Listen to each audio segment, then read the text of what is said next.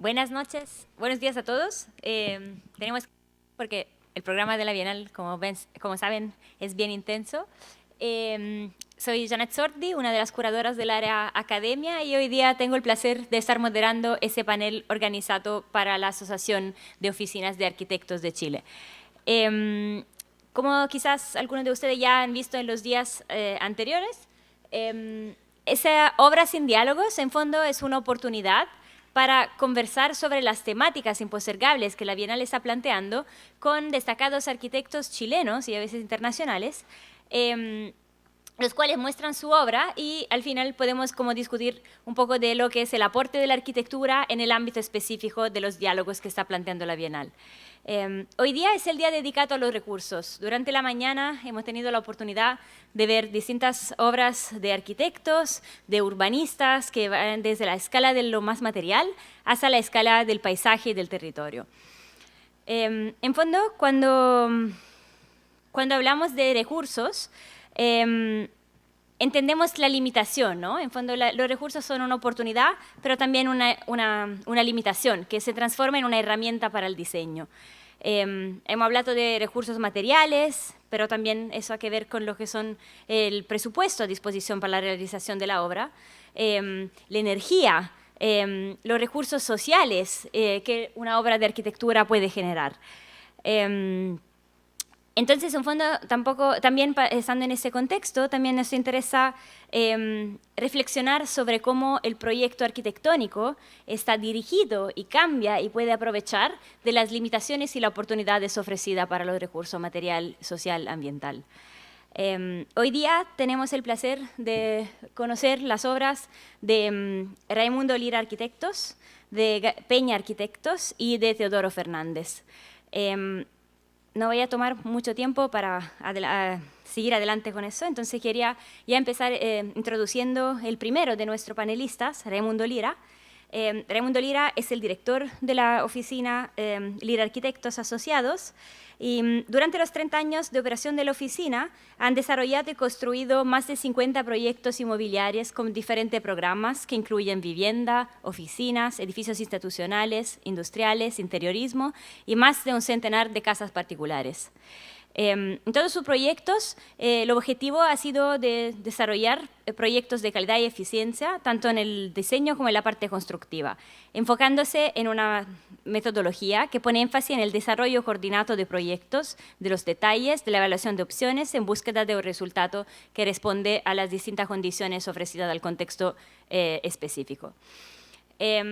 Volviendo un poco al tema de los recursos, para ellos es muy importante el tema de la sustentabilidad como parte misma y parte fundante del proceso de diseño de sus proyectos. Y así que cada encargo es analizado a empezar con los requerimientos y los potenciales específicos en tema de energía y sustentabilidad. También incorporando muchas de las nuevas tecnologías, como por ejemplo BIM y las certificaciones del sistema LEED. Así que quería invitar a Raimundo Lira al podio. Muchas gracias.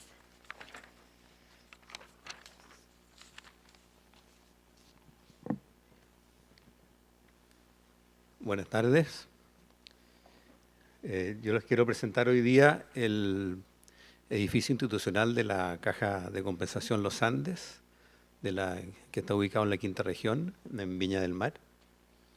Fue un proyecto que se desarrolló en los años 2014 aproximadamente y se construyó durante el 2015-2016 y se está en operaciones desde principios de este año. Está ubicado en calles Quinta con Viana, a pocos pasos de la estación del metro al lado de la Plaza Vergara. La Caja Los Andes, a partir del 2014, tiene dentro de su objetivo desarrollar proyectos. Dame un segundito para sacar mis anteojos. Está muy chico esto. Desarrollar proyectos sustentables de eficiencia energética, entregar calidad de vida a los afiliados y los pensionados de la Caja Los Andes, promover y disminuir el consumo energético de los edificios y incentivar la certificación de las construcciones en general. Este proyecto se trabajó con un equipo multidisciplinario desde el principio, especialmente con la empresa Chile, que trabaja en la eficiencia energética, su oficina está en Valdivia, y ahí están todos los especialistas. El proyecto se trabajó en plataforma BIM, junto con los ingenieros, arquitectura e ingeniería, y también la empresa de la ITO, de RIS, coordinó todos los proyectos también con plataforma BIM. Especial mención también hay que hacer a la constructora Altius, que durante la construcción se preocupó especialmente de coordinar todos los proyectos y de poder llevarlos a cabo correctamente. El edificio tiene 9 pisos y 2 niveles de subterráneo. Es un edificio institucional de la Caja, donde los primeros 5 pisos son pisos de uso público, por así decirlo, y los últimos 4 niveles son oficinas administrativas. En el primer piso está la atención de público, en el segundo piso está el centro día, que se denomina. El centro día es una especie de guardería infantil para el adulto mayor, donde los adultos autovalentes pueden pasar el día. Durante todo el día pueden estar ahí. Tienen distintas salas, gimnasios, comedores, en fin. Y después el piso 3 y 4 son de los afiliados a la Caja Los Andes, que también tienen múltiples actividades, salas, piscinas temperadas, en fin. Hay un sinnúmero de actividades. En el quinto piso están los auditorios, que los comparten tanto las oficinas administrativas como los usos públicos de los primeros pisos. Voy a relatar el proyecto desde 4 directrices generales. Primero, la relación con la ciudad. El segundo, a partir del diseño pasivo. El tercero, la envolvente de alto desempeño. Y finalmente, los sistemas integrados. Desde la ciudad, la relación con la ciudad, normalmente los arquitectos tomamos las normativas municipales como punto de inicio de nuestro proyecto, y en este caso tenían un adosamiento de 3 pisos para edificación continua de 3 pisos, y después de eso un volumen aislado. A partir de eso pensamos que la esquina era un lugar importante para resolverle el acceso desde las 2 calles importantes, tanto Viana como calle Quinta. Y quisimos proponer un volumen muy regular, simple, sencillo, sin aspavientos, sin cosas curiosas, adicionales, digamos que hay muchos de ellos.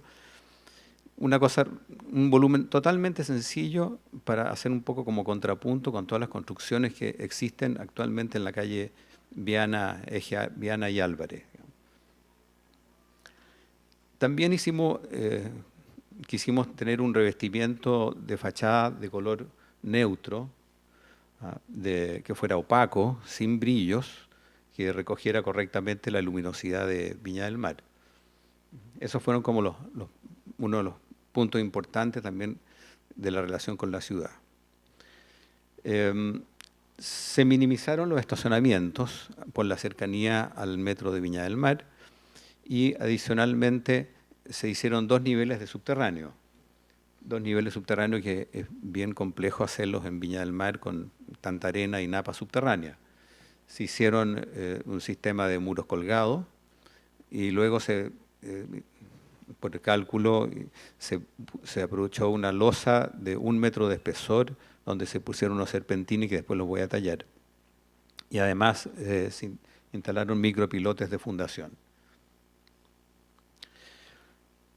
Con respecto al diseño pasivo, los primeros 4 pisos, 3 pisos, son pisos que ocupan la planta completa, el 100% del terreno. Por tanto, se trabajaron varios vacíos de luz y de ventilación entre los distintos pisos, con dos objetivos. Uno, de llevar la ventilación, como decíamos, a los distintos puntos, porque todas las ventanas son practicables en este edificio. Y el segundo objetivo es que se entienda como un solo proyecto, un solo edificio corporativo. Es todo un edificio de uso público en los primeros 5 pisos, de modo de que siempre hayan vinculaciones espaciales entre los distintos puntos del edificio.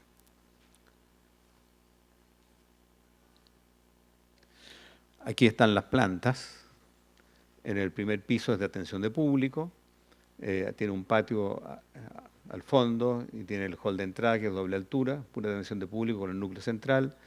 En el segundo piso aparece el centro de atención día para el adulto mayor, en que hay distintas salas de computación o de juegos, qué sé yo, un comedor, gimnasios, salas de distintas actividades manuales, en fin, y los núcleos y los baños y algunas salas médicas de primero atenciones básicas, digamos. Pero si ven, ahí el segundo piso está llena de espacios de dobles alturas, triples alturas, que significan eso, entrada de luz y principalmente y entrada de ventilación. En el tercer piso hay una piscina temperada y también llegan al mismo piso distintos patios de alturas diferentes, digamos, y con el mismo concepto. Este ya es un piso donde está el centro de atención de los pensionados, que también tienen distintas salas, gimnasios, distintas actividades, y una piscina temperada con sus camarines. En el cuarto piso está la cafetería, que sale a una terraza, y también se ve la piscina temperada desde el piso superior. Y desde el quinto piso aparecen, ahí están los auditorios, y desde el quinto piso entonces aparece la planta de piso tipo, donde está todas las oficinas, son perimetrales, de modo de que capten bien la luz natural y el ambiente de trabajo. Hay que rescatar que uno de los puntos iniciales de partida del proyecto fue diseñar las fachadas con un 50% de apertura, más o menos. Eso significa que se regula la cantidad de luz que entra al interior de la oficina, haciéndola más amable, menos encandilante, y la proporción de la ventana que sugiere es que todas las ventanas pueden ser operables, practicables. Entonces se puede ventilar el edificio sin necesidad de tener un sistema de climatización tan activo en forma permanente. De hecho, después de un temblor fuerte, quedaron inactivos los sistemas de clima por algunos pocos días y el edificio funcionó perfectamente bien solamente con las ventanas practicables. Ahí hay 2 fotos del ambiente de trabajo en un piso tipo de oficina y de una sala de reuniones que es esa de ahí. Una fotografía es de eso y de otra de este lado. Respecto de la envolvente de alto desempeño, se planificó una envolvente absolutamente total, digamos, que cubría desde 1,20 m bajo las fundaciones, por todas las fachadas, las cubiertas, se devolvía por todos lados, incluso en aquellos patios que tenían un sector exterior, volvía por el interior un tramo de 1,20 m, 1,50 m hacia el interior, de modo de producir una envolvente absolutamente completa y que evitara las oscilaciones térmicas importantes que hubieran podido tener, digamos. Tiene una cámara de aire y tiene un revestimiento Trespa final que envuelve el edificio. Respecto a los sistemas integrados, como ya dije antes, en el último nivel de subterráneo, el segundo subterráneo, en la losa de 1 metro de espesor, se instaló un serpentín que actúa como intercambiador de calor, del cual se conectan las bombas de calor, y esa agua que sale con una temperatura ya que es más caliente por estar en el subsuelo, se recoge para circular por las aguas, por los sistemas de climatización del edificio que son en base a a sistemas integrados de agua. Tanto la climatización de frío como la climatización de calor está dado por la circulación de agua en estas pequeñas mangueras que se instalan tanto en los muros como en los cielos de todo el edificio, y eso hace que el ambiente interior del edificio sea un ambiente sumamente agradable y muy distinto de los ambientes que uno está acostumbrado a tener con equipos de climas de aire, que el chorro de aire le llega a uno y en fin, todo lo que conlleva tener sistemas de aire, digamos, de climatización de aire. Esto da un ambiente de trabajo que es muy, muy, muy natural, al ser por convección, es totalmente distinto, digamos, y realmente es muy confortable. Finalmente, el diseño de sistemas integrados, digamos, tiene esta calefacción y enfriamiento radiativo, tiene aprovechamiento en ventilación natural, tiene una ventilación mecánica, naturalmente, aquellos lugares que no es capaz de abordar este sistema, digamos, como por ejemplo son los auditorios que requieren mucha carga térmica, hay un cierto apoyo, hay ventilación mecánico también en baños y en ese tipo de cosas, y aire exterior. El edificio se complementa con todo lo que es bajo consumo, tanto de luminaria, de sensores volumétricos, control horario de cadena KNX, artefactos y griferías de bajo consumo, en fin, todo lo que tenga que ver con un edificio de alta eficiencia. Y finalmente, el proyecto consigue un gran ahorro operativo que va a permitir recuperar la sobreinversión en menos de 6 años. El costo de construcción y habilitación de este edificio fueron 45 UF el metro cuadrado aproximadamente. Eso significa que es casi un 10% más caro que un edificio tradicional y similar a este, digamos. Y el costo operacional es un 30% menos que lo habitual en un edificio estándar de similares características. El proyecto postula actualmente la certificación LEED Platinum, que es la más alta categoría, y cuenta con certificación CES. Aquí en esa fotografía se puede dar cuenta ahora qué es lo que significan estas grandes ventanas, la regularidad de las aperturas al 50% en la fachada, y da cuenta de que el edificio es un edificio que tiene un uso especial y particular en sus primeros niveles, y después en los últimos niveles ya es un edificio absolutamente convencional. Eso es todo. Muchas gracias.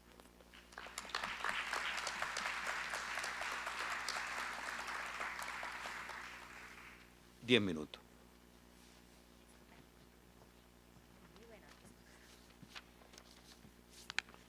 Muchas gracias a Raimundo Lira por su presentación. Como dijimos, sí, vamos a tener las 3 presentaciones y después llamar a los 3 a la mesa, abrir al público para preguntas, para tener un diálogo entre los 3. Entonces, la segunda presentación, nuestro segundo panelista es Gabriel Peña, de Peña Architects. Gabriel Peña es un artista, arquitecto y profesor. Actualmente está cursando un doctorado en Humanidades en el Centro de Estudios Interdisciplinares en Sociedad y Cultura de la Universidad de Concordia. Su investigación, Engineered Reflection, analiza las posibilidades de modificar el espacio y la percepción del entorno construido a través de la reflexión del vidrio. Los campos de la antropología, el arte, la arquitectura y la ingeniería definen el espectro de la investigación de su propuesta. Gabriel es licenciado en Arquitectura de la Universidad Autónoma de Nuevo León y tiene un magíster en Vivienda Colectiva por la Universidad Politécnica de Madrid. Después de su maestría, se ha especializado en la dimensión perceptual del entorno doméstico y construido a través de su práctica artística. Ha enseñado en distintas universidades de arquitecturas, ha beneficiado de premios por la Empresa Municipal de la Vivienda de Madrid, Jóvenes Creadores del FONCA, Fundación Nacional por la Cultura y las Artes de México, Arqueotopia y CONACYT. Así que, bienvenido, Gabriel.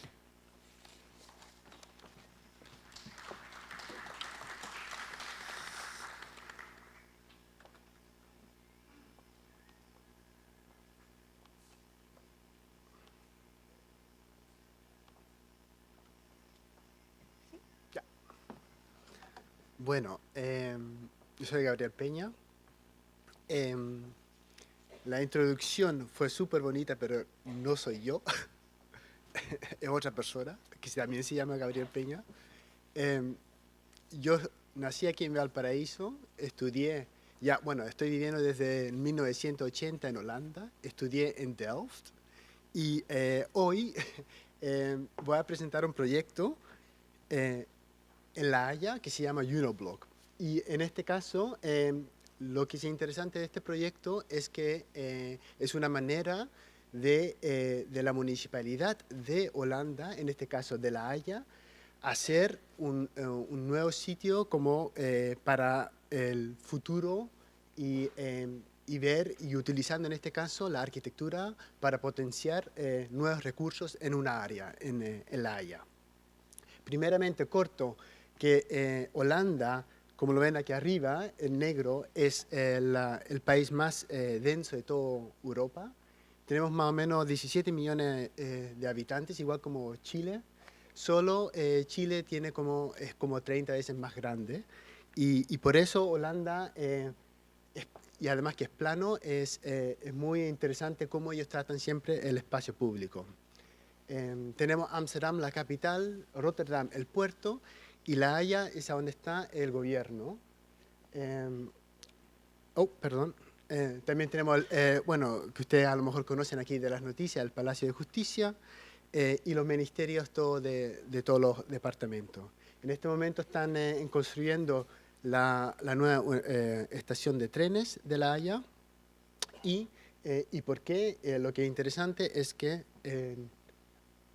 ustedes ven el triángulo que se llama el Central Innovation District y debajo de eso está el Binkhorst. Y el Binkhorst es la área donde yo voy a contar el proyecto. Y lo que es interesante de este proyecto que la área tiene 146 hectáreas y no era un proyecto, una área donde se vivía, nomás se trabajaba. En el año 2006 le preguntaron a la oficina OMA de hacer un plan maestro, pero al final, por la crisis de financia, este plan no siguió y la municipalidad empezó a buscar otra forma de desarrollar una área y buscando nuevos recursos. Y lo que hizo la municipalidad de La Haya, que es muy interesante, abrió una tienda dentro del departamento, dentro de la municipalidad, que se llama The Kavelwinkel. Es una tienda que vende plotes en la ciudad. Y el objetivo de la municipalidad es vender terreno que tienen y por un precio muy bajo para que los habitantes puedan invertir en su ciudad. Y en este caso utilizaron un edificio, el Uniblock, y me preguntaron a mi oficina hacer todo ese proyecto para hacer casas para vender. Entonces, lo que no tenían claro es cómo atacar ese problema y cómo hacer una área de 146 hectáreas donde no se vivía vivible. Y utilizando diferentes recursos que querían proyectar nuevos recursos en esta área. Primeramente, en la oficina hicimos análisis de toda la área, de lo verde, de cómo se camina, cuáles caminos hay y cuáles áreas existen dentro de esta área. Y bueno, aquí estoy explicando más o menos cómo se hicieron todos planes de movilidad y se vieron a todos los edificios que estaban en la área y lo verde. Y juntos se hizo un plan que mostraba la densidad de la área, pero también mostraba cuál es la relación de todas las funciones dentro de esta área y cómo se trabaja todo junto. Y se vio alrededor cuál era la densidad de personas que vivían alrededor y cuál era la densidad que vivía dentro de los 146 hectáreas, que en este caso eran nomás 249 personas.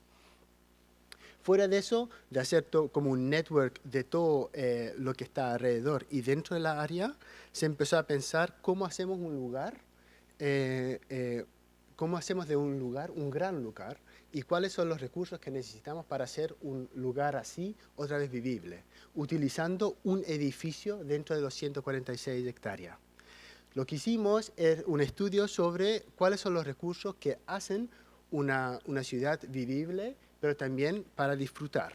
Y cómo se puede hacer algo de nada, algo. Bueno, ahí eran temas como la emoción, la cultura, que es importante, pero también cómo se atrae negocios y cuáles elementos de medio ambiente hay que utilizar dentro de esta nueva área y cómo se puede hacer todo que se hace vivible. Utilizando diferentes iconos para explicarle esto también a los habitantes de La Haya, para empezar ya a ir y empezar a invertir en un edificio como este, el Uniblock. Lo que hicimos es empezar a hacer una división del edificio y hacer así lotes que se podían vender.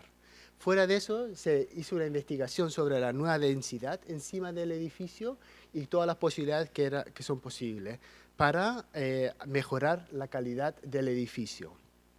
Junto con la municipalidad se hicieron como panfletas y se empezó a hacer como un marketing para atraer a personas. Se hacían ¿cómo se dice? Visitas guiadas y también se dan presentaciones dentro del edificio. Lo que también se empezó a hacer es que empezamos a invitar arquitectos jóvenes recién titulados a hacer planes para estos lotes y les damos los días para vender sus planes. El plan que nosotros hicimos para la oficina, para este edificio, es que es todo modular y con eso se puede reducir, digamos, los gastos. Y así personas podían empezar ya a invertir y hacer su casa de sueño en este edificio. Lo que ha dado que este edificio, al final, estos 9.000 metros cuadrados, se empezaron a vender y se vendieron en 3 días. Y estas 85 viviendas tenían un valor bastante pequeño porque se compraba por, bueno, no sé, 110 euros por metro cuadrado y ahora tiene un valor de 212 euros por metro cuadrado. Y a ver, sería, no sé, como 700.000 pesos que te compraba el terreno por metro cuadrado y ahora ya es casi el doble. Y bueno, y porque fue tan éxito, se empezó inmediatamente con la construcción y todavía estamos en construcción que tiene que estar terminado al final este año. Lo que ha dado todo esto que la municipalidad invirtió en una área, pero también empezó inmediatamente a invertir en toda la zona, la 146, en un terreno con mucha potencia alrededor de las estaciones. Y ahora que invirtió ya, ahora tiene un análisis donde ellos están aplicando los recursos que ellos quieren para hacer todo este terreno vivible. Y ahora el número 6, wonen aan het water, que es vivir al lado del agua, es como ¿cómo se llama? El plan piloto para toda la área. En este momento, esto se desarrolló, nosotros como oficina empezamos a desarrollar la nueva densidad y la municipalidad está invitando a inmobiliarios a dar posibilidades, a ver cómo se dice, la municipalidad invita a inmobiliarios para que ellos puedan hacer un plan con nuevas restricciones que la municipalidad ha dado. Digamos, es vivir al agua tiene diferentes densidades, vivir al lado de una calle también tiene otras densidades y eso le ha dado la municipalidad la posibilidad de poder invertir y transformar una área de 146 hectáreas en una nueva área de potencia para la municipalidad de La Haya. Gracias.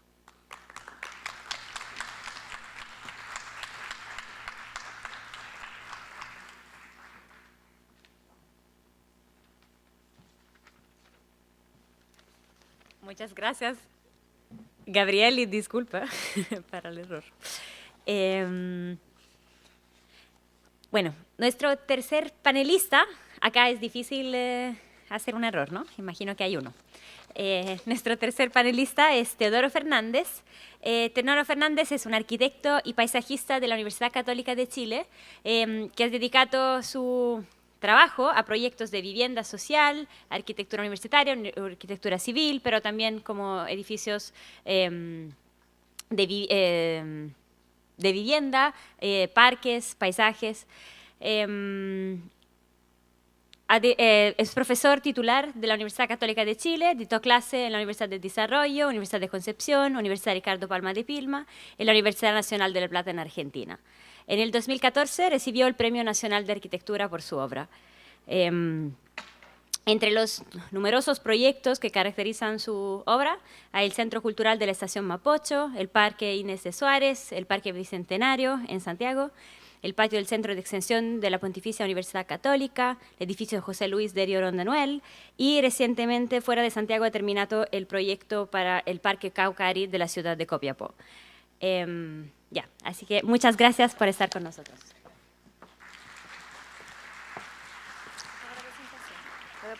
Ah, perfecto. Muy bien.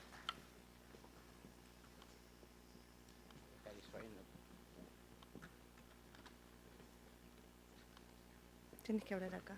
Ahí. Ya. Y le vas pasando si quieres. Perfecto. Con eso. Ah, muy bien. Perfectamente. Voy a mostrarles un trabajo en proceso, que es el trabajo que estamos desarrollando en torno al borde costero de Antofagasta, un proyecto liderado y llamado por CREO, una fundación de Antofagasta que coordina a los ministerios, a la municipalidad, a los entes públicos y privados de la región para tener una nueva mirada coordinada respecto a la ciudad. El proyecto está, por lo tanto, en proceso. Aquí no leo nada, pero quiero partir con esta frase que hace Charles Falco, que es un científico óptico que trabaja con David Hockney, el pintor, ¿no es verdad? Y dice, en el fondo, científicos y artistas hacemos lo mismo. Es decir, tomamos un pedazo del mundo y tratamos de entenderlo. Fundamentalmente, eso es lo que hacemos como arquitectos, y en este caso, dedicado al paisaje. Y por seguir con una cita de un artista más cercano y más conocido de todos ustedes, que es Luis Kantnitzer, ¿no es verdad? Hace este cuadro que yo entiendo que entre las arrugas del telón y no se entiende mucho. Pero los que lo conocen, la obra, deben recordar que está dibujado el perfil, ¿no es verdad?, de una persona como retrato, y al mismo tiempo es el paisaje. De alguna manera, el borde costero de la ciudad de Antofagasta forma, al igual que el borde del país, por así decir, su paisaje y su retrato. Y fundamentalmente lo que tratamos de hacer es de entender ese paisaje y ese retrato y volver a realizarlo. Estudiamos ese borde costero con un sistema de ortofoto que hoy en día está al alcance, ¿no es verdad?, para entenderlo y verlo. Y también porque entendemos que, tal como dice Josep Parceriza, el contexto es el texto. Es decir, nuestro lugar de escritura, fundamentalmente, es este paisaje. Es notable cómo en el borde costero de la ciudad de Antofagasta, en este caso, ¿verdad?, entre los 100 metros, apenas una cuadra, que separan el mar de la carretera y de las obras urbanas, se desarrolla, ¿no es verdad?, una riqueza notable de paisaje y de lugares, donde empieza a entenderse esta idea de esta geografía fractal, ¿no es verdad? Casi podríamos ver esta costa de roca, ¿no es verdad?, como un mapa de la zona sur de Chile, ¿no es verdad?, con canales, islas, puertos, bahías, etc. Una pequeña zona que aquí aparece blanca, ¿verdad?, que no es la espuma del mar, sino que es lo que se denomina playa, propiamente en Antofagasta, y que la gente de Antofagasta se queja de que es muy pequeña. Lo que pasa es que esa arena, no es arena en realidad, esa zona blanca de playa de Antofagasta está constituida en este caso por pequeñas diatomeas, pequeños conchas, turritelas y otro tipo de animales marinos, de conchas, cuyas conchas son las que producen esa playa. No hay, en ese sentido, porque no hay ríos cerca, una base sedimentaria que produzca arena en estas playas. Por lo tanto, la playa esta no es una playa que se vaya reproduciendo constantemente, sino que eso es lo que queda. ¿Cuál es el drama? El drama es que la ciudad que invade desde arriba este paisaje o este territorio, aquí hay una manera de que esto indique o no, sí.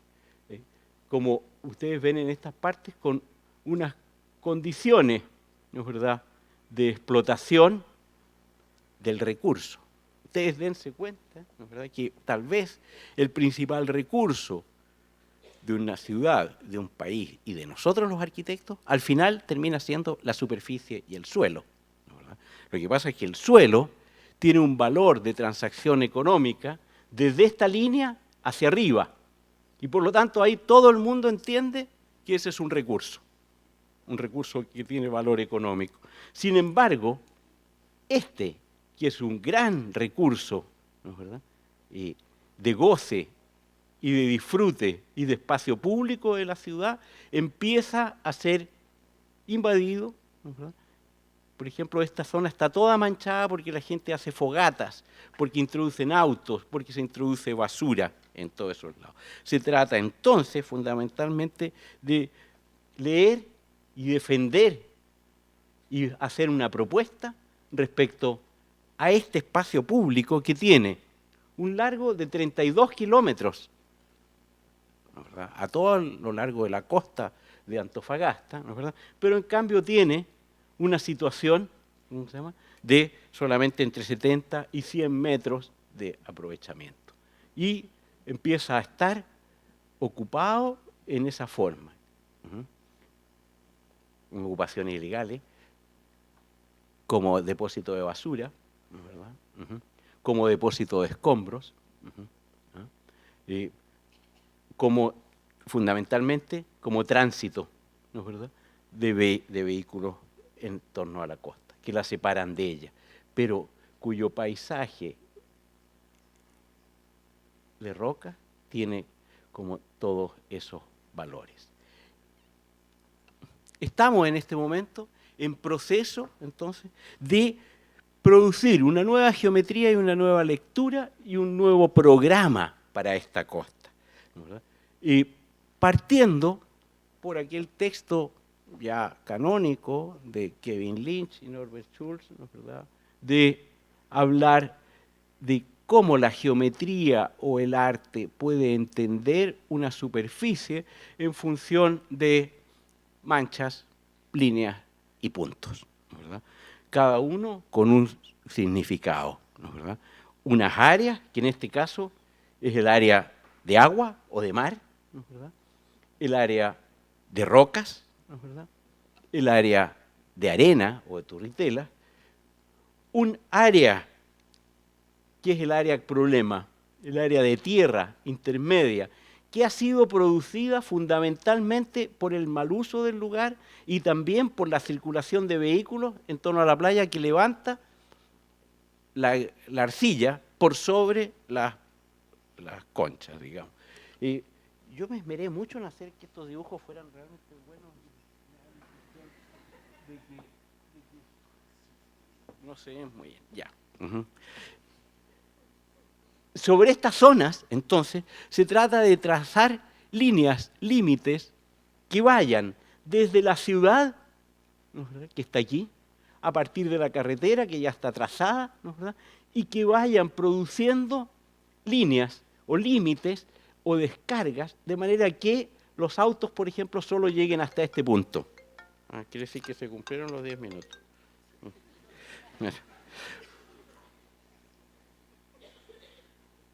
Una ciclovía que esta vez esté trazada a una distancia de la carretera, no como el resto cómo está trazada ahora, que está trazada pegada a la carretera. Entonces la ciclovía es inusable, porque pasan a 80 kilómetros por hora los camiones, ¿cómo se llama?, pegados a la vereda, ¿no es verdad? En este caso, la ciclovía define entonces una zona o un buffer entre medio, ¿no es verdad?, donde se produce la descarga o el muelle entre la ciudad y la playa. Unos paseos que hacen que uno descargue desde los autos, descargue también desde los paraderos de buses, ¿no es verdad?, y pueda pasear a lo largo de la playa hasta llegar a ciertos lugares, ¿no es verdad? Unas veredas, ¿no es verdad? Y las otras líneas son aquella línea que define lo que la ley dice que es playa, es decir, de aquí hacia acá no debe haber nada, y la línea de altas mareas que apenas se ve por ahí, y que hace que toda esta zona, ¿no es verdad?, toda esta, sea realmente la zona de playa, la zona entre el mar y el sol, ¿no es verdad? Una zona, entonces, de buffer, que entre esas líneas empieza a definirse como protección de la carretera y de la playa respecto al tránsito y a la alternativa de la llegada de autos y buses, y una zona peatonal, ¿no es verdad?, cruzable en una zona dunaria, ¿no es verdad?, y una zona de buffer, donde pequeñas islas de vegetación, ¿no es verdad?, van produciendo otros lugares. Árboles plantados como puntos, ¿no es verdad?,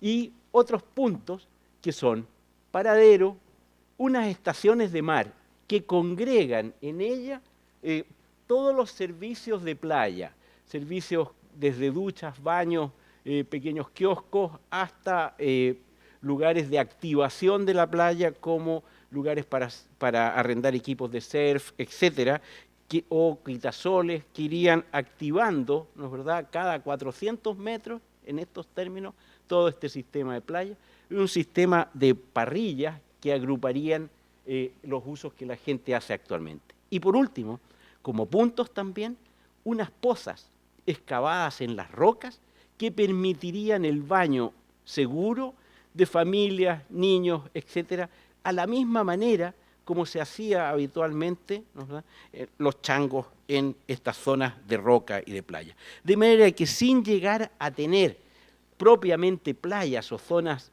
en que el agua y la arena se crucen, sí puede ser una zona de baño y de uso.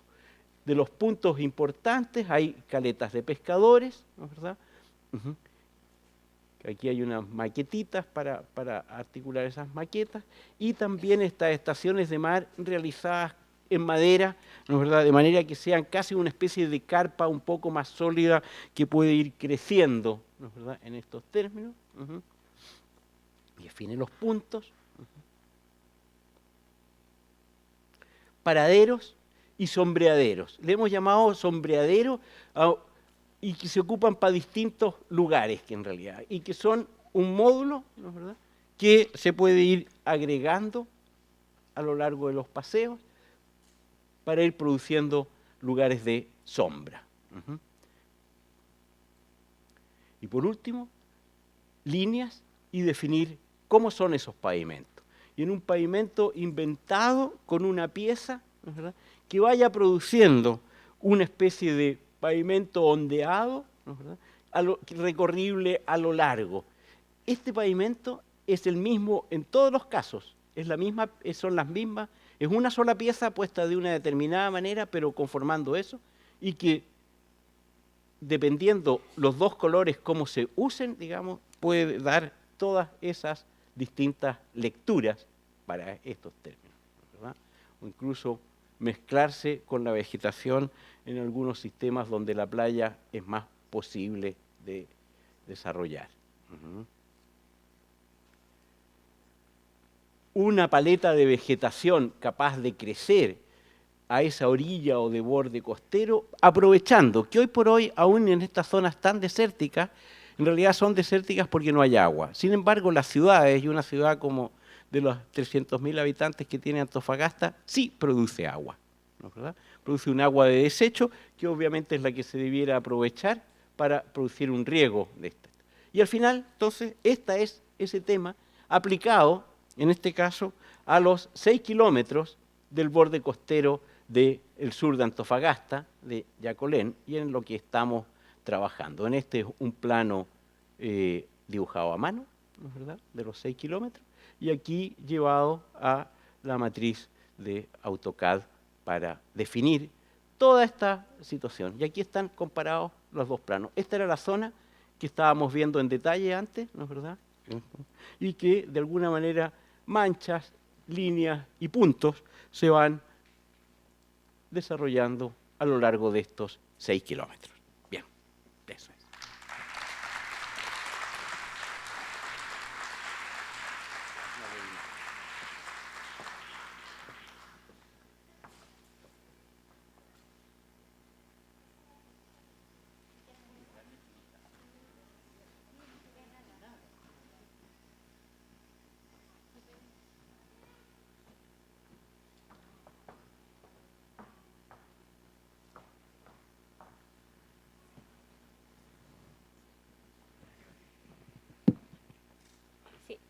¿Es posible bajar un poco esta luz y quizá poner la luz en el escenario? Por favor. ¿Quieres decir algo? Ya, ahora sí. Bueno, muchas gracias por sus presentaciones. Mientras que el público se calienta con sus preguntas, quería hacerle una pregunta yo. Bueno, primero agradeciendo en fondo, no sé, quizás ha sido muy simple, pero la selección de obras, ¿no?, que nos presentaron, porque en fondo nos muestran ese tema de los recursos en escalas muy distintas, desde el edificio, que casi autosuficiente se pone adentro de la ciudad y dialoga con ella, a la escala del barrio y al final a esa construcción de un paisaje increíble, donde en fondo la imaginación también es parte de los recursos de los arquitectos, ¿no?, como en el diseño de la promenade que nos mostraba, por ejemplo. Sin embargo, como uno de los temas que ha salido hoy día y que los tres presentaron, es esa relación con el medio ambiente, ¿no? En un caso, con el tipo de recursos que se están ocupando, como un edificio que quiere ser completamente pasivo, o en el caso de reciclo del agua de desecho, como en el último caso del frente costero, y en el barrio en Holanda. Y bueno, eso era uno de los diálogos impostergables, uno de los llamados de esta bienal, ¿no?, las preocupaciones por el medio ambiente y como arquitectos, en fondo, no solo diseñamos en un ambiente, pero construimos un nuevo entorno. Quería preguntarle, como que tienen un portafolio increíble de obra, si esa preocupación que mostraron en esos proyectos siempre ha caracterizado su obra, o es una preocupación más recién, o si ha cambiado alrededor de los años, como esa relación con el entorno, con los recursos materiales que tenemos.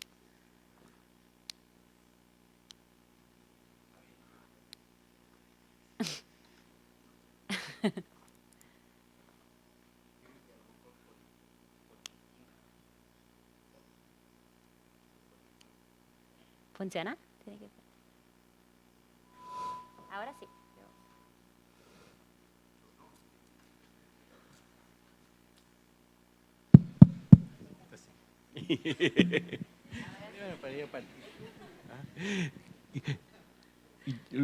Parto porque soy el más viejo aquí entonces tú haces una pregunta como en el tiempo. Yo creo que, a ver, la arquitectura desde que conocemos eso que se llama arquitectura moderna, una de las improntas de la arquitectura moderna fue la economía, es decir, ¿cómo se llama? No solo aquella frase hacer más con menos, sino que definitivamente sí que los recursos eran escasos y que ojalá, por ejemplo, alcanzáramos no solo la arquitectura preocupada de los palacios o la vivienda burguesa, sino que la vivienda social, etcétera. Son todos temas que abordó la arquitectura moderna desde sus inicios, de alguna manera, ¿no?, ¿verdad? Y también mirando con envidia a los ingenieros que eran capaces de hacer obras públicas ¿cómo se llama?, totalmente desnudas de aquello que la arquitectura se había preocupado durante muchos siglos, como era el ornamento, ¿no? ¿Verdad? Que era también una manera de emplear mejor los recursos, ¿verdad?, y poder hacer una buena lectura. En ese sentido, creo que desde siempre hemos tenido una mirada con respecto a los recursos y a las maneras. Sucede que un tema como la sustentabilidad, fundamentalmente desde el clima, ¿no es verdad?, también es una cosa cultural, ¿no es verdad? Y cada civilización, por así decirlo, ha inventado su propio clima, ¿verdad? Cuando llega la conquista a América, de alguna manera los españoles traen su clima fundamentalmente en aquellos patios, una vivienda con patio, una vivienda que se ventilaba de esa manera, ¿no es verdad? Después los ingleses nos trajeron los suéteres y las chimeneas. Todas las casas empezaron a tener, todo el mundo se viste con un suéter y con una chimenea. Y últimamente había llegado algo que es propio de la costa este de Estados Unidos, como es el aire acondicionado, ¿verdad?, que produce un gasto gigantesco. Tal vez esa invasión última fue demasiado violenta, justo en un minuto de la crisis de la energía, la crisis del petróleo, etcétera, lo cual hizo que en los últimos 20 años se haya tenido que poner mucha más atención a este tema de las fachadas vidriadas, que estaban pensadas para climas mucho más, básicamente nórdicos, ¿no, verdad? Hay que darse cuenta que Chile y Argentina, y un pedazo de Australia, y un pedazo de Nueva Zelanda, y 3 o 4 lugares del mundo, somos los únicos que estamos en el hemisferio sur. La humanidad entera vive en el hemisferio norte, entonces de repente no nos da no hay muchos inventos para nosotros, digamos. Tenemos que descubrirlos nosotros mismos. Vamos a usar este. Chile ha crecido en los últimos años, ha tenido un crecimiento muy importante. Junto con ese crecimiento ha venido un cambio de normativa que también ha mejorado la condición de vida y de habitabilidad de todas nuestras ciudades y nuestras viviendas en general. Esa tecnología ha permitido de alguna manera introducir distintas soluciones a proyectos, ya sea más exclusivos como el que presentamos ahora, como a viviendas más económicas. Me estoy refiriendo especialmente a aislaciones térmicas que cubren los perímetros de las viviendas, iluminación LED, artefactos de bajo consumo.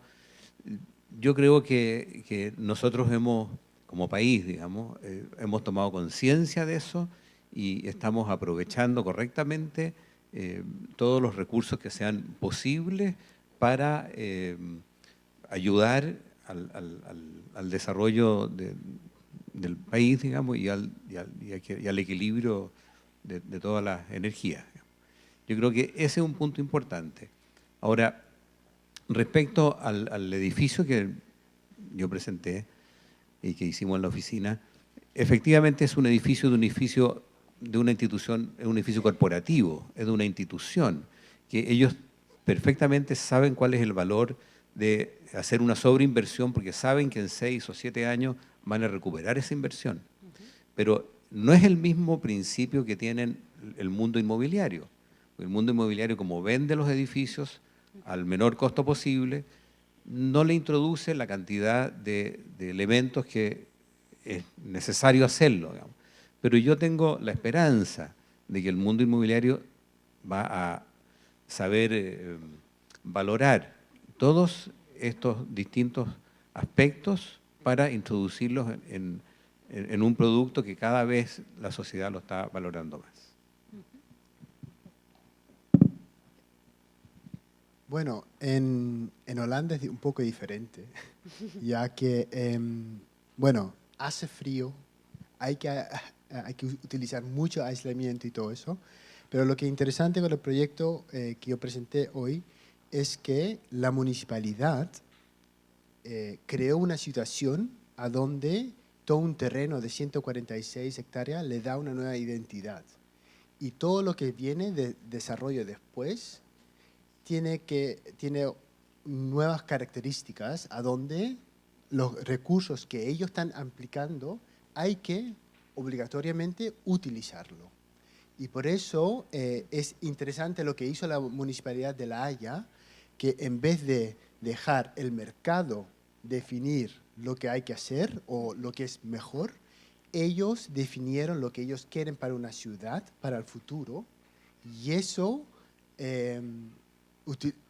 hace que es como un sitio único a donde el desarrollo que viene siempre va a ser bastante sostenible para el futuro. Y eso es como una nueva manera de pensar que fue al comienzo bastante difícil de entender, pero ahora en diferentes municipalidades en Holanda se está aplicando, a donde la municipalidad define las nuevas características para hacer una ciudad sostenible para el futuro. Con todo lo que está cambiando, bueno, en todas normas y todo eso se va llevando para crear una nueva ciudad para vivir. Y eso es un poco diferente, yo creo que de un edificio a donde, digamos, el BIM y todo eso, todo se está aplicando en Holanda igualmente, obligatoriamente, pero es interesante que una municipalidad supone encima de toda una zona las reglas que hay que aplicar para que todo sea bastante sostenible. Y eso es como una forma de pensar y actuar, y eso es interesante. Gracias. Y sí, de hecho, lo que mencionaron sobre el público, y los tres mencionaron el tema del fondo de los recursos en términos monetarios, ¿no? De la plata que tenemos a disposición para realizar un proyecto.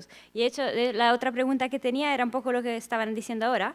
¿Cuál ha sido la relación como entre el público y el privado y cómo pueden facilitar ese uso de los recursos? Por ejemplo, en el caso tuyo que mostraste de La Haya, nos mostraste cómo el valor del suelo ha duplicado. ¿Cómo la municipalidad se ha garantizado parte de esa ganancia o después queda libre? Bueno, lo que es interesante es que, digamos, los plotes se vendían por más o menos 700.000 pesos por metro cuadrado, y normalmente un promedio en Holanda es como 2,1 millones por metro cuadrado. Entonces, era mucho más barato como inversión para los nuevos, digamos, ¿cómo se dice? ¿No? Yes. Y con eso, ¿cómo se dice? Le da la posibilidad a las personas para invertir y crear su mundo. Y después lo que es que el terreno solo en Holanda es como un pensamiento: si inviertas bien tu dinero, alrededor se empieza a mejorar el valor. Y ese valor después da más posibilidades. Y en este caso la municipalidad, súper consciente de si invertimos ahora, al futuro vamos a ganar. Entonces, en este caso, perdieron dinero porque el edificio era mucho más caro, pero ahora, por la segunda fase, donde están desarrollando toda esa zona al lado del agua, están ganando otra vez porque los inmobiliarios tienen que pagarle a la municipalidad para poder hacer sus proyectos. Entonces ellos han seguido siendo los dueños y en etapas se han asegurado. Eso es súper bueno. Y en el caso de Antofagasta y de la Caja del Sandes, ¿también hay como una colaboración entre el privado y el público? ¿O? Bueno, en este caso lo que sucede es lo siguiente: al igual que en todo Chile, la ley dice que el terreno público, por así decirlo, está administrado por el municipio. Ahora, sucede que muchas veces, y en el caso de Antofagasta llegó a ser patético, en Chile entendemos que el terreno público es un terreno como que careciera de valor. Y hay muchas partes de esta costa de Antofagasta que están llenas de basura, de escombros, como si no valiesen nada, cuando en realidad es el lugar que está. Yo por eso ponía el cuadrito el dibujo de Carl-Mitchell, ¿no es verdad?, que le hace el retrato de Antofagasta, dice cómo somos, digamos, es ese paisaje, ese lugar, y por lo tanto debiera ser el lugar realmente cuyo valor es más sustancial, digamos. Ahora, se supone, ¿no es verdad?, que si no fuese solo la mirada de que ese es un terreno libre y barato para pasar las carreteras y las autopistas, sino que realmente debiera ser un lugar preciado como recurso para espacio público de la ciudad, obviamente que hay que llegar a un equilibrio donde eso se revierta, digamos. En el caso del edificio que presenté de la Caja Los Andes, es exclusivamente una organización privada, la Caja de Compensación Los Andes, pero lo interesante de este proyecto es que la Caja debe ellos hacer muchas instalaciones para sus afiliados. O sea, la Caja se debe a sus afiliados. Sus afiliados pueden usar todas las instalaciones que mostramos con salas de distintos tipos de educación, de computación, gimnasio, en fin, un montón de cosas. Y eso, de alguna manera, es el servicio que da la Caja de Compensación Los Andes, digamos. Entonces, ahí hay un vínculo con una cosa media pública, pero de verdad que es una cosa privada, digamos. No hay una relación... Privado colectivo. Sí. En este caso no hay un tema público. Ok, muchas gracias. Quería abrir al público, si tienen algunas preguntas. Sí, por favor.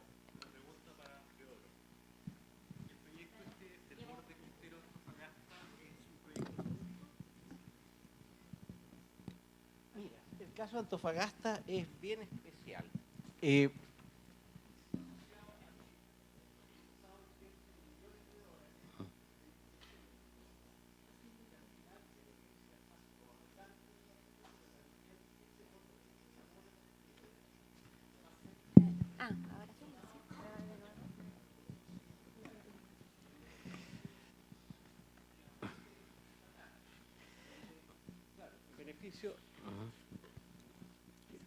lucrando de ese aporte estatal sin entregar el inmobiliario beneficios a través de sus impuestos por el lucro que se logra en esa gestión. Tú sabes que ese es un tema... Eso es lo mismo que pasa con el metro. En plena discusión en Chile con la ley de los aportes, ¿cómo se llama? Aportes públicos, aportes al espacio público, etcétera, que es una cosa que está, yo entiendo que todavía bastante en discusión, y por lo demás es lo que sucede con, a ver, uno podría decir, por ejemplo, el aporte público comienza en realizar la costanera, le llaman, que en realidad es una autopista que pasa por esa carretera, y que se hace en ese lugar, porque en ese lugar no hay que expropiar terreno para realizar una carretera. ¿Te fijas? Pero no era el mejor lugar para hacer una carretera con las características de eso, porque corta totalmente el acceso de la ciudad a la playa, ¿no es verdad? Por otra parte, para aclarar cómo surge el tema surge porque Minera Escondida y las empresas mineras de Antofagasta tienen una bolsa de aportes no sé exactamente en este minuto, no recuerdo el nombre que tienen, que entonces tienen que invertirlo en beneficio público, en la zona. Y se encuentra con que no hay quien reciba esos aportes. Ni el municipio, que sería el encargado de los espacios públicos, ni en este caso el Ministerio de Obras Públicas a través de dos de sus departamentos, Vialidad y Obras Portuarias, que son los encargados del borde costero, ni la Armada, que es la encargada de custodiar el borde costero. Entonces se crea una institución porque aparece un recurso que aquí es bien importante, que somos los propios arquitectos, digamos, para el desarrollo de la ciudad.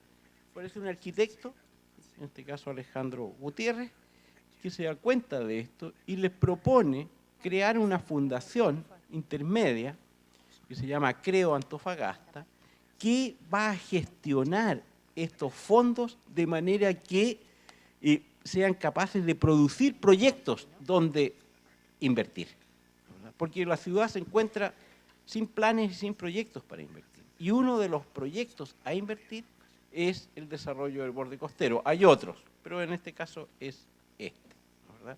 Donde, de todas maneras, tienen que ser aprobados por el municipio, aprobados por Obras portuarias, etc. Entonces, lo privado en este caso viene de unos aportes de las mineras a proyectos públicos. Lo que dices tú de cómo se llama, al otro lado de la calle, los terrenos son privados.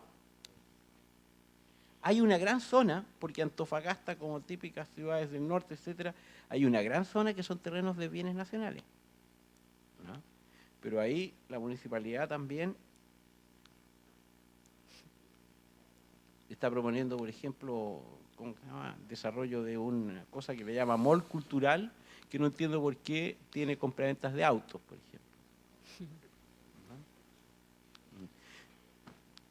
Ya. Así se construye la malla. ¿Tenemos espacio para una pregunta más? Sí.